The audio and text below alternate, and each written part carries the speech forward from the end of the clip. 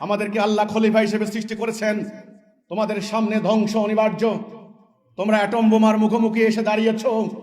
তোমাদের ভেতরে অপরাজনীতি চলছে। তোমাদেরকে বাঁচতে দেবে না। তোমাদের নারীদের ইজ্জত রক্ষা হবে না। তোমাদের তরুণরাই কলেজ বিশ্ববিদ্যালয় আন্দোলন করতে করতে মরে যাবে। হে মানুষ, মহাপ্রতারক শয়তান ইবলিস তোমাদেরকে প্রতারিত করেছে। তোমরা আসো, কলেমা তাওহীদের উপর ঐক্যবদ্ধ হও। আমি ঐক্যবদ্ধ হওয়ার ডাক দিচ্ছি। আমি সোশ্যাল মিডিয়াতে পত্রিকা বের করে, বই বের করে, আমার জীবনের হুমকি মাথায় নিয়ে, আপনারা জানেন আমার ফ্যামিলি জেলে গিয়েছে, আমিও জেলে গিয়েছি, আমার বাড়িঘর ধ্বংস করে দেওয়া হয়েছে। আমি কোনো অন্যায় করি নাই। আমি সারা দুনিয়ার মানুষকে, ঢাকা রাজধানী থেকে শুরু করে সারা বাংলাদেশের প্রত্যেকটা হল রুমে, মাঠে, ময়দানে, সর্বত্র আমি শুধু ঐক্যের কথা বলে যাচ্ছি।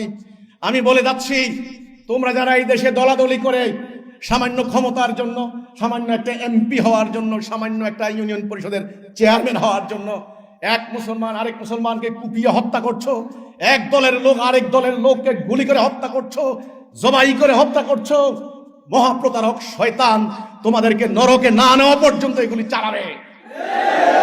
আমি ঐক্যের ডাক দিয়েছি। আমি অন্যায় কিছু করি নাই।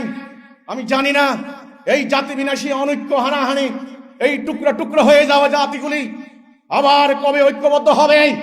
কিন্তু আমি জানি যারা মুমিন, যারা আল্লাহকে ভালোবাসে, যারা কোরআনকে ভালোবাসে, যারা দুনিয়াতে শান্তি চায়, তারা অতি দ্রুত আমার ডাকে ঐক্যবদ্ধ হয়ে যাবে ইনশাআল্লাহ।